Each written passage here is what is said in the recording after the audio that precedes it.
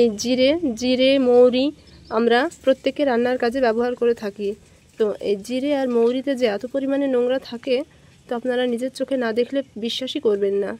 জিরেগুলো আমি ভালো করে কালকে ধুয়ে পরিষ্কার করে শুকোতে দিয়েছি। এখানে আমি এই মৌরিগুলো একই রকমভাবেই ধুয়ে রোদে শুকোতে দিয়েছি। চলুন তাহলে দেখে নিই আপনারা কিভাবে জিরে মৌরি ধুয়ে পরিষ্কার করে নেবেন। তো এখানে আমি মৌরি নিয়েছি। মৌরিটা আমি বাজার থেকে কিনে নিয়ে এসেছি 1 কেজি পরিমাণে। তো অর্ধেকটা আমি ধুয়ে মেলে দিয়েছি, আর এই অর্ধেকটা আমি এখন ধুবো। ধোয়ার জন্য আমি এখানে একটা ছাঁকনি নিয়েছি এরকম। তো আমি এবার এটাকে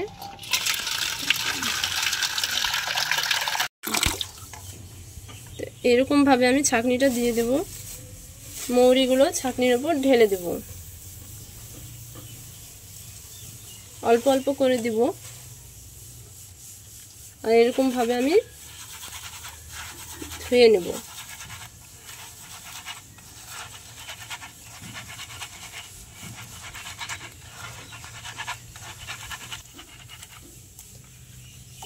তো দেখুন কত নোংরা বেরিয়েছে।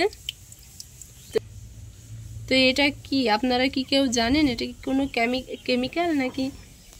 তো এই জিরে মৌরিগুলো যদি আমরা না ধুয়ে ব্যবহার করি তাহলে এই জিনিসগুলো আমাদের শরীরে প্রবেশ করবে এবং আমাদের শরীরের পক্ষে খুবই ক্ষতিকারক। তো একই রকমভাবে আমি আরেকবার ধুয়ে নিলাম। তো আপনারাও বাড়িতে একবার এরকমভাবে ধুয়ে দেখবেন। আমি এখানে একটা চাদর বিছিয়ে নিয়েছি, এবার আমি রোদে শুকোতে দেব।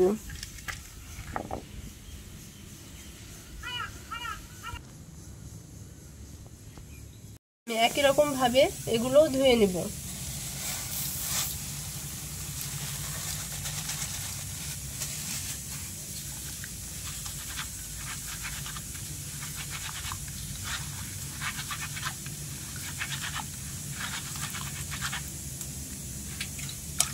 দেখুন কত নোংরা বেরিয়েছে। এবার আমি এগুলো একই রকমভাবে মেলে দেব।